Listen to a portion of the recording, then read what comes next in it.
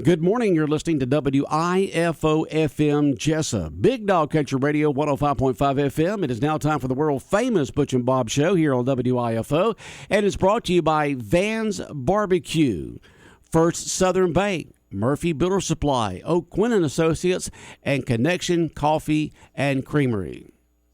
When it comes to barbecue, Van's Barbecue in Jesup is the place to be. A small family-owned business located at 1876 on the Savannah Highway. Van's Barbecue has lunch and dinner specials. Stop by or call to make an order. The number to call, 427-3358.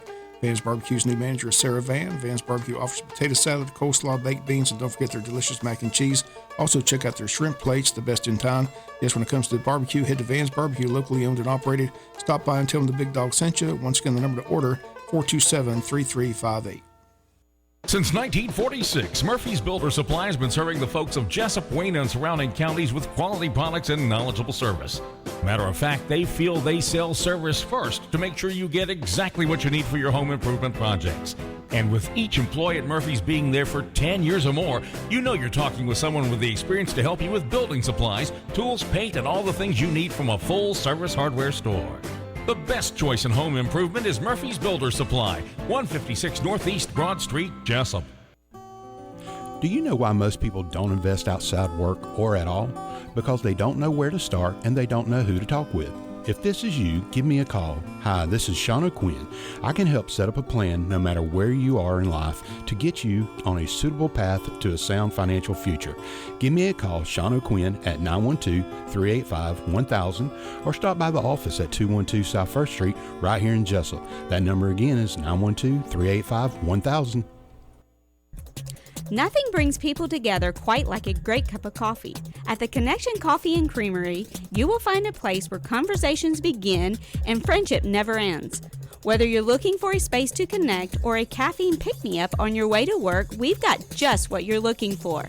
From delicious handcrafted beverages to rich creamy ice cream or filling breakfast and lunch items, we've got you covered. Short on time? Order through our Joe app or give us a call and we will have your items ready for pickup in our drive-thru. We are open Monday through Friday, 6:30 to 5, and Saturdays, 8 to 2. We are located at 254 West Cherry Street. We look forward to connecting with you.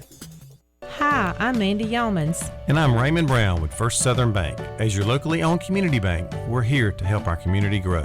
Our customers are why we are here. You can tell we want your business. We offer all types of deposit products, personal and business. We have fast, efficient service, and yes, we have online banking too. I'm sure we have an account to fit your needs. Stop by or call us at 912-588-1010 and see how First Southern Bank can help you. We're FDIC Equal Housing Lender. The following is an exclusive presentation of Jesup Broadcasting, the sports leader in Southeast Georgia. World famous.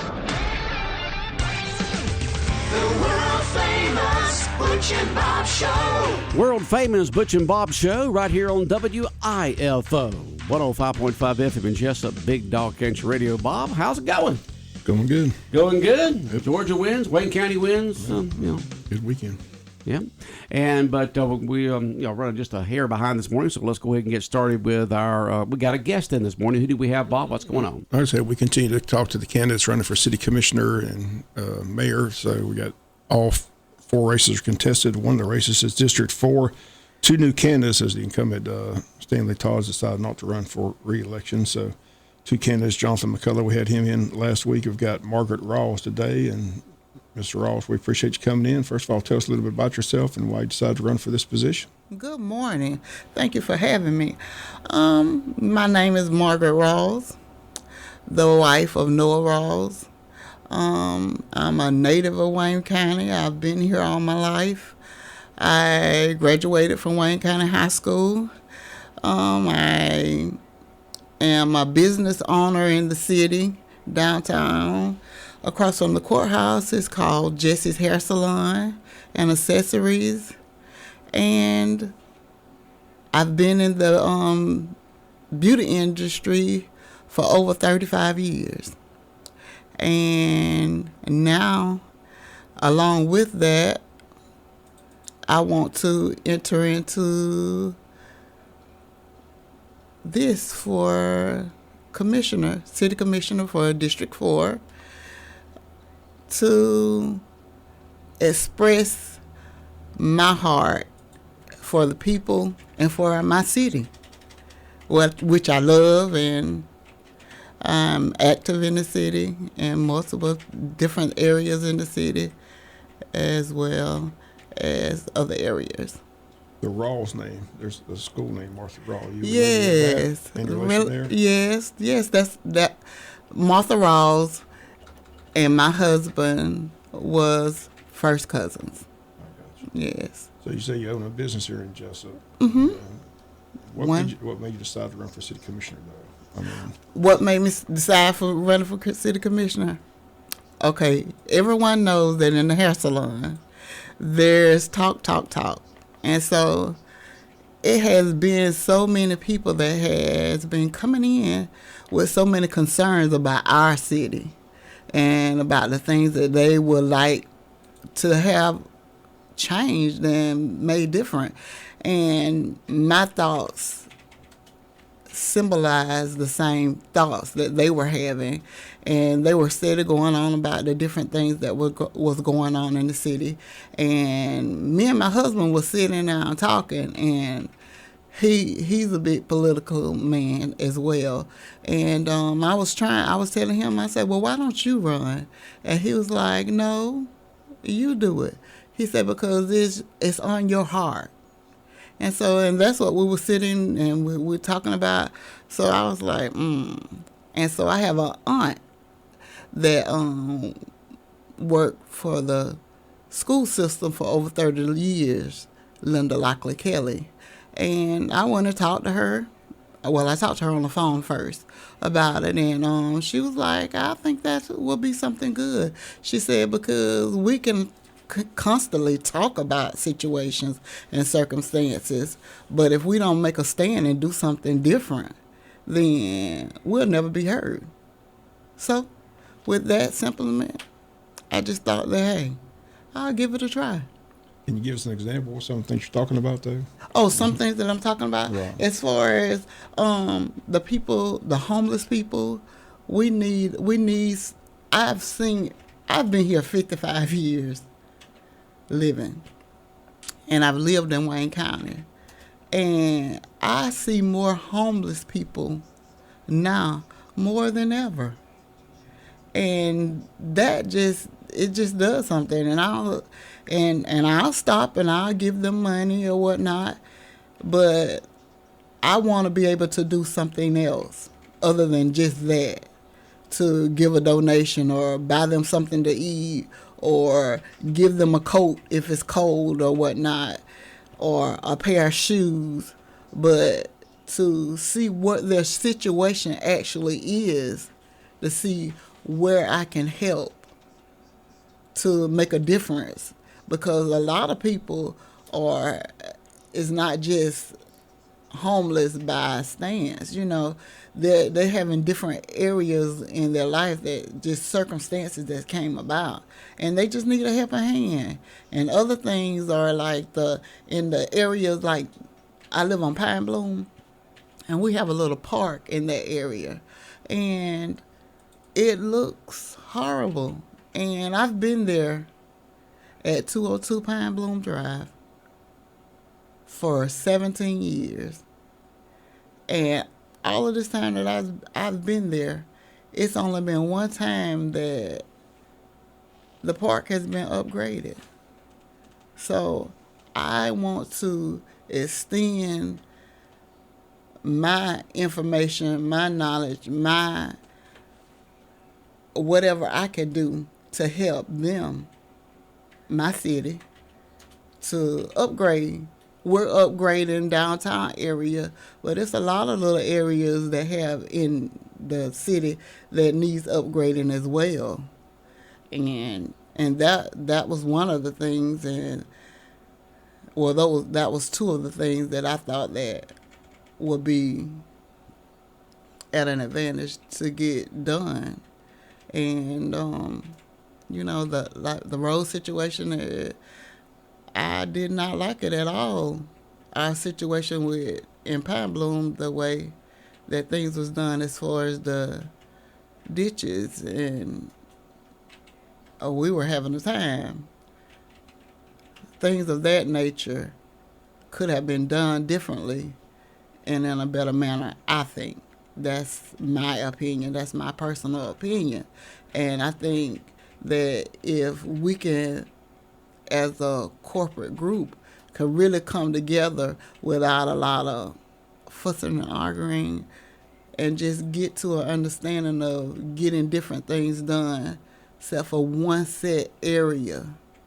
And I know that they promote the area of downtown because those are the areas that people might see when they first come in. But people will see other areas as well. And just joining us in the studio with us is Margaret Rawls. She's a candidate for District 4, running for city commissioner. What's District 4? What area does that encompass, and how many voters are in District 4? District 4, I do it like I cut it off, how I do it. Tata Street, and I come up, Pine Bloom, then we have, we go across and do all of Shamrock and all the way up to Orange Street, all the way up to Cherry, and all the little streets in between Green Groveland and all of those different areas that we have in District 4. And it's about 585 people that's registered to vote in that area. So how do you see those people? Do you call these people, or are you going door to door? What's your campaign strategy? My campaign strategy is I've been going door to door, and I've been I've met a lot of people, and they say that this was different for them. They say that a lot of people say that they hadn't experienced people just coming out and just willing to talk to them and ask their opinion of what would they would like changed in the city, what would they like to see have been done, and what would they need for their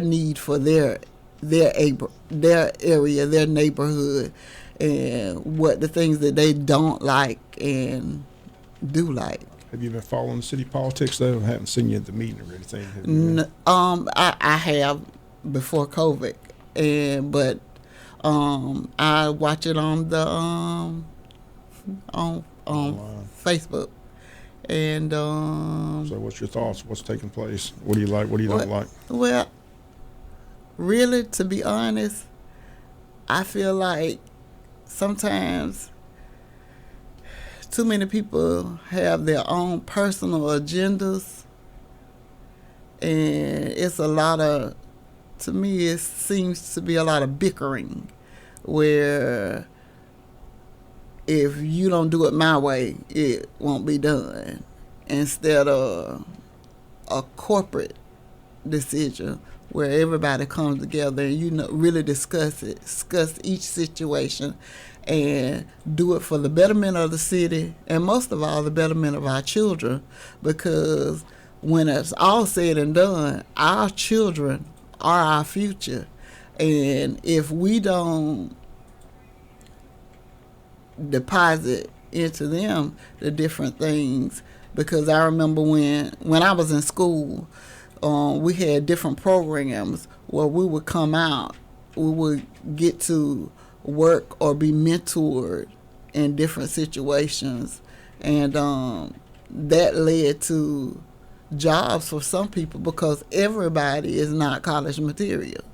So we have to have the working hands-on class to work and do manual labor, and that was one of the things that I looked at, and we don't do that anymore.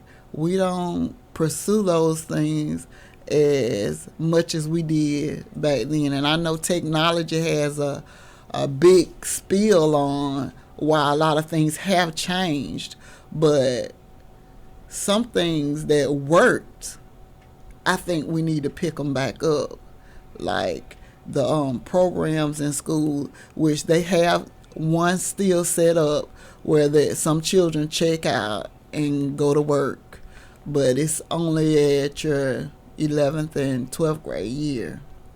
But what about seeing that child that struggles and the city comes in and not just wait till their senior year, but maybe do a mentorship program with different businesses in the city and build from there, because our children are our future. So I think that will help. I listened to a young man's bio where he said that he lives here in the city, but he works in another city, and he went ahead and started a job. He had a second chance at life, and he had a lot of homeless people around his business where he was working, the business that he was working for. And so the man was asking him for help. And so he started hiring him to do different jobs and, paying him out of his own pocket. And then when an opening came, he learned the job so well that he was hired on. So that made one less homeless person in that city. But why can't it be our city? If you just joined us, Margaret Rawls in the studio running for candidate in District 4. So, two candidates on the ballot when they go to the voting booth. So why should they vote for Margaret Rawls? I think they should vote for me because of the fact that I'm passionate about our people, I'm passionate about our city, and I'm passionate about the well-being of what can be done and what can be changed. And I think that we can come together, like my slogan says, together we can. If we join efforts without any schisms and not saying that we won't agree to disagree about some things, and it's a learning process, but work together, really work together for the upbuilding of our community. Okay. Well, we appreciate you coming in. Wish you the best of luck in the campaign. And thank you for having me. All right. And y'all have a great day. You have a great day, too. WIFO FM Jesup, Big Dog Country Radio, 105.5 FM. More of the world-famous Butch and Bob Show in a moment. South Georgia weather. Here's your WIFO forecast. Sunny today, light northwest winds, highs low 80s. Mostly clear, upper 50s for tonight. Then tomorrow, sunshine, highs mid-80s, low 60s Tuesday night and Wednesday. Mostly sunny, high low 80s. Thursday, mostly sunny, a slight chance of afternoon showers and thunderstorms, low 80s. Friday, mostly sunny, high of 80. Georgia Chief Meteorologist John Weatherby in the GNN Weather Center. When further treatment is no longer an option, hospice can provide services to manage symptoms and difficulties caused by illness. Emotional, psychosocial, and spiritual care, as well as support to the families and caregivers, are all part of hospice care. Hospice of South Georgia has been a part of the health community in Wayne and surrounding counties since 1998. The professional yet compassionate attention provided by our staff is unsurpassed. Widely supported by donations from the local population, Hospice of South Georgia is the local nonprofit hospice in Wayne County. Our administrative office is located at 1625 Sunset Boulevard, and Hospice of South Georgia accepts anyone who meets hospice criteria, regardless of their ability to pay. Please call 912-588-0080 to speak with someone about hospice care. That was 912-588-0080. We are your hometown hospice, and we are here to serve you. Hospice of South Georgia, working to add life to your days. 105.5 FM in Jesup, Big Dog Country Radio, WIFO, world famous Butch and Bob Show here on WIFO. And Bob, were you sweating bullets at halftime of the Georgia game? I was a little concerned. I was like, what's going on? Hey, what is this 14-3 stuff, huh? I said, Bobo, can you throw the ball down the field? I mean, luckily the defense showed up in the second half and they played pretty well. Yeah, didn't let them score in the second half. We came back. Didn't look very good in the first half. Scored those 2-3 touchdowns. So at least we were able to come back and win that game. Southern looked good there for a while, but the second half, 5 interceptions and just was not able to keep up with Wisconsin that second half. And so, I didn't know if Southern would win, but I didn't know they'd make the mistakes they did, especially that second half. Bowers is playing, but they keep saying he's hurt, so I'm not sure what's going on. He doesn't really get the ball as much as you would think he'd get in that offense. Who's that again? Brock Bowers, the tight end. Yeah. I mean, they keep saying he has some kind of injury, but he's playing through it. So, but yeah, it was a lackluster performance in the first half. Didn't look By good. Georgia. Yeah. Fans were booing at halftime, so they weren't real happy. So. Well. Those were those people that laid 27.5 points. So. I know. I was at the Georgia Association of Broadcasters, our annual, what we call GABCon, our annual meeting over on Jekyll on Saturday, and at a breakfast there, we were honoring the head of the Georgia Lottery, Gretchen, and Border, and we had several of us in there. And one of the board members there was in broadcasting, but he was a South Carolina fan, and he says, "Yeah, y'all just gonna whip us bad today. It's gonna be bad." My niece graduated from South Carolina. At halftime, she's sending me all this stuff. Oh, I'm sure she is. And I just sent back. I tell you, it's too early. Yeah. So, but she was all excited at halftime. Well, I'm sure they were. And but Georgia win stays on top, and we'll see what happens this coming week. We're a lot better shape than Alabama, man. I'll tell you what, I don't know what's going on in Alabama. Who did they lose to? They didn't lose. They won, but they barely beat South Florida. South Florida, that's right. They barely beat South Florida. That's what played them all season, but they changed quarterbacks and they that's played the two different quarterbacks. I mean, they got 3, but guess what? They got none. I mean, they look average. They got pushed around by South Florida. I mean, I don't know what's going on, but poor Nick Saban. And they've got some hosses up front, too. They got 320-pound linemen. They're going to force him into retirement. He might have to stick with Aflac commercials. Him and Dion, huh?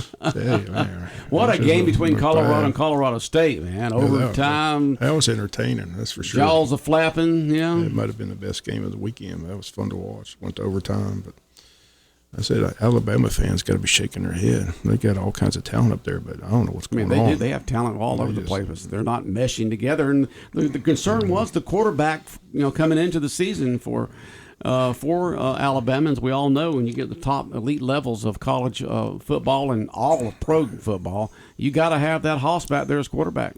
I've seen all 3, and they don't have any. So it's like they said, all 3 Georgia quarterbacks could start there today. So I'm telling you, they got problems in Alabama. Yeah. That'll be an interesting game this weekend against Ole Miss because Lane Kiffin's chomping at the bit. So Lane's really wanting to beat Bama. Yeah, Ole Miss may put a whipping on those guys this weekend. Okay. And the Falcons won yesterday over Green Bay. Way to go, Falcons! That's a nice win by the Falcons. I know, and I really thought that there'd be a higher scoring game down there in Jacksonville between Kansas City and Jacksonville, but Jacksonville, 9 points. I mean, I figured they would score more than that. I figured it'd be like a 35-28 game or something like that.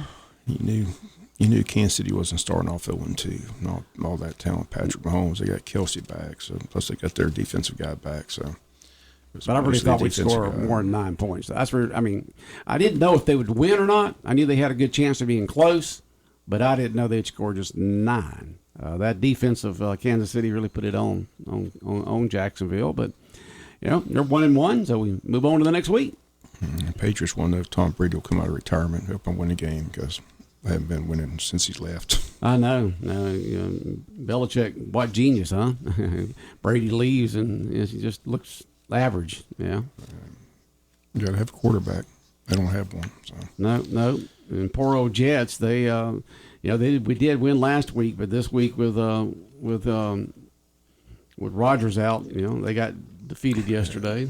They got to go find a quarterback. Yeah. They can't win Mac Jones. Mac Jones is just getting ripped on the sports talk shows. Baker Mayfield's found a new home in Tampa Bay. Happy for him. They're 2-0. Yep. He threw for like 385 yards yesterday. So Good to see Baker Mayfield back in playing in the NFL quarterback, so he's found a new home. So it's all about the quarterback play. You got to have one. Tua looked awful good last night for Miami. Yeah, I'll tell you what, if they keep him healthy. If he can avoid concussions, he's pretty darn good. So, but it was a nice weekend, a big weekend this weekend. Notre Dame, Ohio State. Can't wait for that game. That's the marquee game this weekend. Both in the top 10, both undefeated, so should be fun. Okay. And let's see, Tech lost to Ole Miss on Saturday night, and they'll be taking on Wake Forest this coming weekend. And Georgia Southern will be at Ball State. Where's Ball State? Do you know? Illinois.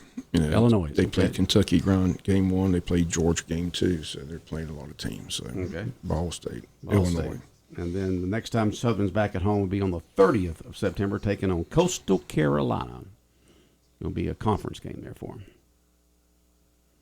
So football season. I mean, that was we had the Georgia Association of Broadcasters convention there this weekend, and Saturday all during the day from breakfast all the way until that night. The whole talk was Georgia, Georgia, Georgia, Georgia, Georgia.